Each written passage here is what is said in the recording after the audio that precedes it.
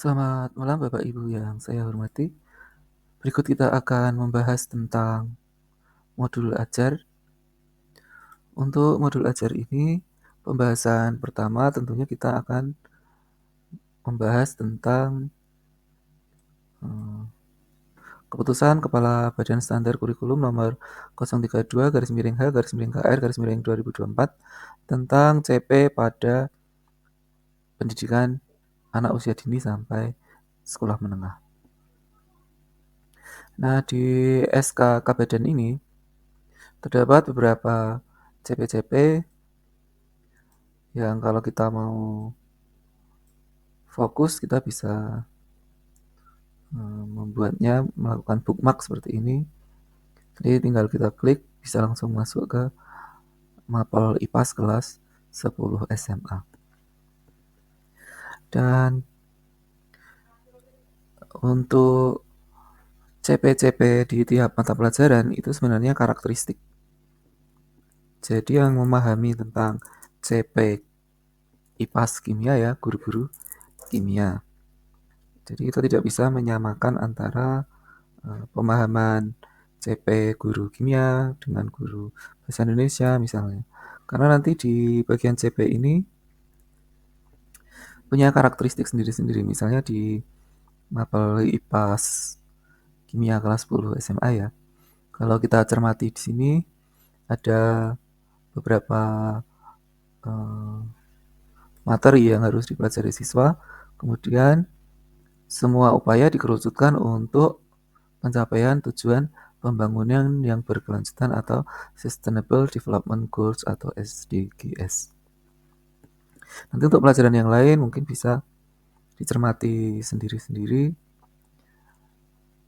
Kemudian ada di IPAS kimia itu ada elemen. Elemen yang pertama adalah pemahaman kimia. Yaitu isinya kalau kita sederhanakan adalah materi-materi kimia yang diajarkan di SMA fase E karena ini IPAS fase E. Kemudian elemen yang kedua adalah elemen keterampilan proses. Kalau kita cermati di sini di keterampilan proses IPAS itu ada langkah-langkahnya. Langkah yang pertama adalah mengamati, kedua adalah mempertanyakan dan memprediksi, ketiga merencanakan dan melakukan penyelidikan, selanjutnya memproses, menganalisis data dan informasi, mengevaluasi dan refleksi, terakhir adalah mengkomunikasikan hasil peserta didik. Ini kalau kita cermati sebenarnya langkah-langkah ini adalah langkah dari sintak PJBL atau Project Based Learning. Jadi mapel IPAS pada umumnya atau kimia pada khususnya itu diarahkan untuk pembelajaran dengan model PJBL atau Project Based Learning. Diarahkan ya di sini. Jadi tidak diwajibkan harus Project Based Learning karena tidak semua materi itu bisa dijadikan project. Bisa juga nanti menggunakan model yang lain, misalnya model problem based learning atau model-model pembelajaran yang menggunakan pendekatan saintifik juga bisa. Nah, dari CP-CP ini kita sebenarnya fokus ke apa saja sih sebenarnya yang dipelajari di IPA ini.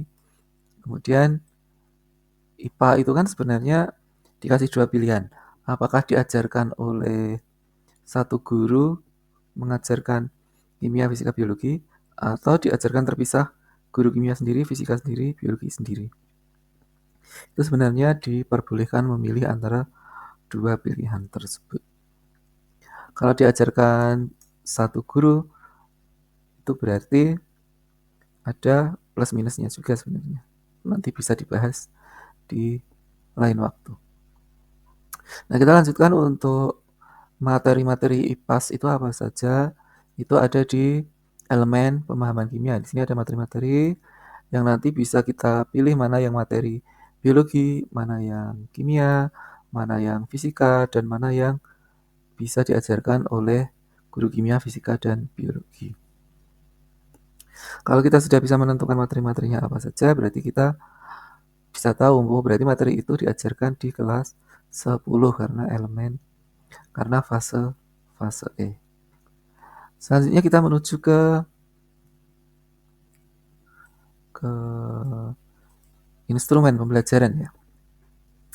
Jadi setiap guru itu sebenarnya wajib memiliki instrumen pembelajaran. Jadi alat yang digunakan untuk mengajar.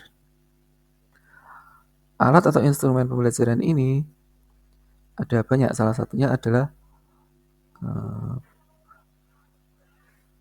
kumpulan dari beberapa hal yang kalau saya jadikan satu. Di sini ada CP, TP, ATP, modul ajar atau RPP yang saya jadikan dalam satu file.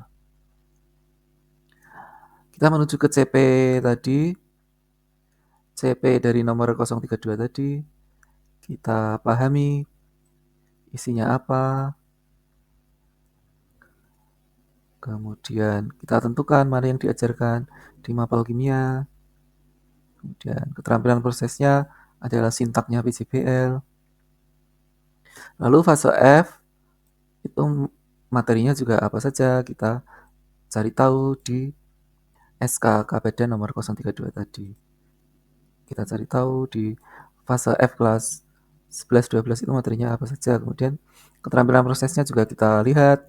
Oh ternyata keterampilan prosesnya sama plek dengan keterampilan proses di kelas 10 fase E. Berarti memang mapel kimia itu diharapkan diajarkan menggunakan model PJBL dengan sintak tersebut. Lalu setelah kita tahu CP-nya, kita harus menentukan tujuan pembelajarannya. Ada banyak cara untuk membuat tujuan pembelajaran, setidaknya ada 3 cara membuat tujuan pembelajaran. Kalau untuk guru-guru yang baru lulus kuliah S1, mungkin perlu banyak belajar. Tapi untuk guru-guru yang sudah mengajar setidaknya 3 tahun ke atas, saya yakin guru-guru tersebut sudah sangat pandai membuat tujuan pembelajaran kalau dikasih capaian pembelajaran seperti ini misalnya. Maka tujuannya apa? Misalnya di sini capaian pembelajarannya peserta didik memahami struktur atom dan kaitannya dengan sifat unsur dalam tabel periodik serta memahami reaksi kimia, hukum-hukum dasar kimia dan perannya dalam kehidupan sehari-hari. Berarti kelas 10 nanti tujuan yang pertama adalah menjelaskan teori atom. Seperti yang banyak sekali ditekankan oleh pengawas SMA maupun pengawas SMK, bahwa ketika kita menyatakan bahwa itu menjelaskan, itu tidak berarti C1 atau C2. Karena kalau untuk menjelaskan sesuatu itu sebenarnya siswa itu harus literasi dulu, memprosesnya, menganalisis, mengkonfirmasi dengan teman, mengkonfirmasi dengan guru apakah ini benar, apakah itu salah, memberikan contoh. Itu sebenarnya suatu pemikiran yang kompleks, tidak hanya sekedar mengingat lalu menyampaikan, itu sudah disebut menjelaskan. Tidak seperti itu. Menjelaskan itu sebenarnya adalah proses berpikir yang kompleks, dimulai dari literasi, kemudian memahami, mencari contoh, mengkonfirmasi dengan data yang lain, melalui diskusi dengan siswa atau guru, atau dikonfirmasi dengan file-file dari sumber yang lain, baru dia bisa menyatakan bahwa oh pemahaman saya berarti benar sehingga bisa menjelaskan. Jadi sebenarnya kata menjelaskan itu tidak hanya sekedar merekol pengetahuan yang sudah lampau. Begitu. Jadi dari capaian pembelajaran ini kita tentukan tujuan pembelajarannya apa saja. Dan saya yakin setiap guru-guru yang mempunyai pengalaman mengajar di atas kurang lebih di atas 2 tahun ke atas gitu ya. Ketika kita menuliskan menjelaskan teori atom, itu sebenarnya dalam pemikiran gurunya itu sudah ada langkah-langkah siswa itu ketika mempelajari teori atom itu dia harus tahu apa dulu. Kemudian yang dipelajari dalam teori atomnya itu apa dulu. Setelah itu mempelajari apanya. Lalu latihan soalnya seperti apa. Soal yang lebih sulit seperti apa. Saya yakin setiap guru yang punya pengalaman mengajar pasti sudah ada bayangan di benak mereka materinya apa saja sih sebenarnya. Nah, dari situ kemudian kita memberikan kode-kode. Kode ini kita buat untuk memudahkan kita membuat RPP atau modul ajar. Saya ulangi lagi ya. Dari CP kita membuat tujuan pembelajaran sehingga ada beberapa tujuan pembelajaran. Dari tujuan pembelajaran ini kita tentukan mana yang diajarkan di semester gasal, mana yang diajarkan di semester genap. Dan saya ulangi lagi bahwa setiap guru yang pengalaman mengajarnya sudah banyak, pasti dia sudah punya gambaran menjelaskan teori atom itu, lamanya pembelajaran, apakah sama dengan ketika dia memiliki tujuan pembelajaran menjelaskan sifat tabel periodik. Seorang guru yang sudah berpengalaman pasti sudah tahu mana tujuan pembelajaran yang bisa diajarkan di kelas lebih lama atau mana tujuan pembelajaran yang bisa diajarkan di kelas lebih singkat atau bahkan mana tujuan pembelajaran yang sebenarnya bisa dipelajari sendiri siswa di rumah tanpa ada guru. Jadi setiap guru yang berpengalaman ya pasti sudah punya gambaran seperti itu. Sehingga dalam kurikulum merdeka sebenarnya diperbolehkan seorang guru tidak mengajarkan materi tertentu, tapi dijadikan tugas di rumah. Tapi gurunya harus yakin bahwa siswa tersebut memang belajar di rumah materi tersebut. Bagaimana cara meyakinkannya? Cara meyakinkannya ya ada banyak cara, mungkin bisa dibicarakan di kesempatan yang lain. Kita lanjutkan untuk kode-kode ini fungsinya apa tadi untuk kode modul ajar atau RPP. Jadi nanti kita membuat kelas 10 ini kita membuat 4 modul ajar atau 4 RPP. Kelas 2 itu kita membuat 5 modul ajar atau RPP. Kita lanjutkan. Dari tujuan-tujuan pembelajaran tadi, kita membuat alur tujuan pembelajaran atau ATP. Bagian mana yang harus dipelajari terlebih dahulu, bagian mana yang dipelajari kemudian. Dan kurikulum kita ini sudah sejak lama digodok, dipikirkan oleh ahli-ahli yang ada di pemerintahan. Jadi saya yakin bahwa mereka itu sebenarnya sudah mengurutkan mana yang diajarkan terlebih dahulu. Misalnya di sini kita harus mengajarkan teori atom dulu, setelah itu baru mengajarkan tabel periodik, setelah itu mengajarkan reaksi kimia, setelah itu mengajarkan hitungan-hitungan yang menyertai reaksi kimia. Jadi tidak mungkin kita mengajarkan hitungan-hitungan reaksi kimia terlebih dahulu, baru teori atom, itu nggak mungkin. Jadi saya yakin para penggagas-penggagas yang membuat kurikulum ini adalah orang-orang yang cerdas, yang terdidik, pendidikannya tinggi, saya yakin. Jadi sudah diurutkan. Kalaupun kita masih mau ngeyel, misalnya kita mau menempatkan materi tertentu di awal, ya tidak apa-apa. Asalkan kita punya dasar mengapa materi ini kita ajarkan lebih awal. Jadi ada alur tujuan pelajaran, materi mana yang harus diajarkan, dan materi mana yang diajarkan berikutnya. Fase E tentu saja awal fase E, kemudian materi-materinya akhir fase E. Untuk fase F nanti ada awal fase F dan tidak berakhir di fase F karena nanti ada kelas 12. Karena sekolah kita baru sampai kelas 2 yang kurikulum merdeka, jadi fase F-nya belum berakhir nih. Lalu setelah kita tahu materi-materi apa yang harus diajarkan, maka kita harus menentukan materi ini diajarkan berapa kali pertemuan. Untuk meyakinkan sebenarnya materi kimia ini punya waktu berapa kali pertemuan, itu berarti kita harus menganalisis minggu efektif. Minggu efektif ini dianalisis menggunakan kalender pendidikan. Dari kalender pendidikan ini kita menganalisis minggu-minggu efektif, minggu mana yang di blok warna sehingga ada kegiatan seperti ini. Berarti anak-anak tidak pelajaran ketika ada blok warna seperti ini. Berarti ini tidak efektif. Kemudian kita hitung minggu efektifnya.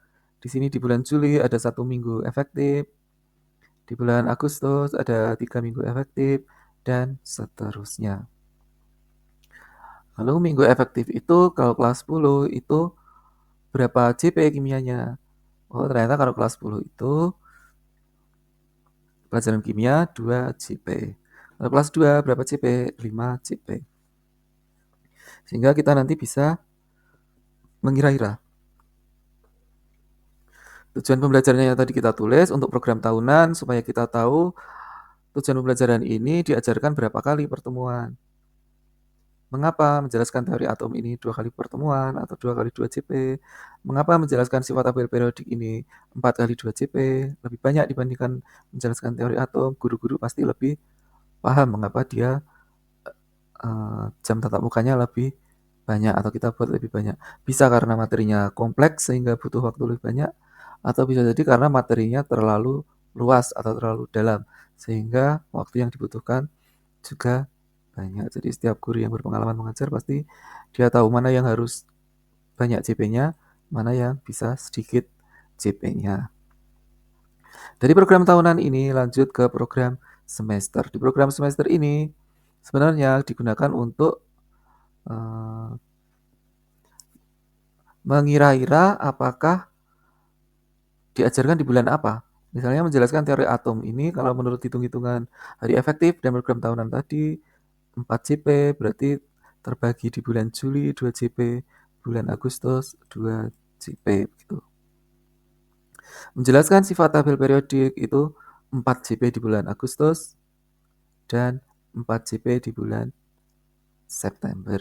Jadi 2 kali pertemuan di bulan Agustus, 2 kali pertemuan di bulan September. Dan selalu kami sampaikan bahwa bisa saja ini waktunya bisa mundur sehari, 2 hari, jadi bisa mundur seminggu, 2 minggu, karena ada kegiatan yang mendadak. Bisa jadi kelas A misalnya sudah sampai menjelaskan teori atom, kemudian kelas B sampai pada menjelaskan sifat tabel periodik di awal, dan sebagainya. Jadi itu tidak masalah. Program semester tentu saja kita buat kelas 10 dan kelas 11. Lalu kita menuju ke kriteria ketercapaian tujuan pembelajaran. Jadi kalau kurikulum yang dahulu itu ada KKM, maka kurikulum Merdeka ini kita ada KKTP. KKTP ini kita gunakan untuk mengetahui apakah siswa tersebut mencapai tujuan pembelajaran yang kita targetkan apa tidak. Jika siswa tersebut mencapai tujuan pembelajaran yang kita targetkan, berarti siswa tersebut kita beri predikat sangat baik. Jadi KKTP itu tidak berbentuk angka, tapi bisa ke bentuk predikat. Misalnya di sini, misalnya menjelaskan teori atom, itu siswa kita beri predikat sangat baik, artinya memahami, benar-benar bisa menjelaskan teori atom. Jika siswa tersebut mampu menjelaskan teori atom, penyusun atom, dan konfigurasi elektron secara runtut dan keterkaitannya jelas, maka siswa tersebut kita beri predikat sangat baik. Lalu siswa yang diberi predikat baik saja itu seperti apa? Kita deskripsikan di KKTP tersebut. Jadi nanti ada predikat sangat baik, di bawahnya lagi baik, bawahnya lagi cukup, bawahnya lagi perlu bimbingan. Kalau ada siswa yang perlu bimbingan, berarti apa yang kita lakukan? Yang kita lakukan kalau siswanya sedikit, berarti kita bisa pair teaching dengan siswa yang lain, atau kita berikan materi-materi tertentu, atau kita treatment dengan hal yang lain sesuai kebutuhan siswa tersebut. Setelah KKTP kita menuju ke RPP. Jadi RPP atau modul ajar ini ada banyak versi. Yang penting dari modul ajar atau RPP ini berisi tujuan pembelajaran, kegiatan pembelajaran, dan assessment. Jadi 3 hal penting ini wajib ada dalam RPP atau modul ajar. Tujuan pembelajarannya apa? Seperti tadi yang sudah kita buat di atas. Lalu kegiatan pembelajarannya apa? Kegiatan pembelajarannya kita maksimalkan kalau IPA kimia itu PJBL. Kalau tidak bisa PJBL berarti beberapa step dalam PJBL kita gunakan. Jadi tidak murni PJBL, tidak masalah. Karena memang tidak semua materi itu bisa kita jadikan project. Meskipun kalau kita paksa-paksa semua materi itu sebenarnya bisa dijadikan PJBL. Tapi itu kemungkinan akan memberatkan siswa karena setiap tujuan pembelajaran harus ada project. Nah, untuk pembelajaran teori atom ini, kegiatan pembelajaran yang pertama adalah mempersiapkan kondisi kelas sebelum kegiatan pembelajaran dimulai, kemudian melakukan asesmen awal untuk mengetahui pemahaman awal peserta didik dengan menjawab soal dalam bentuk kuis. Peserta didik dikelompokkan berdasarkan hasil asesmen awal. Asesmen awal ini menggunakan Google Form.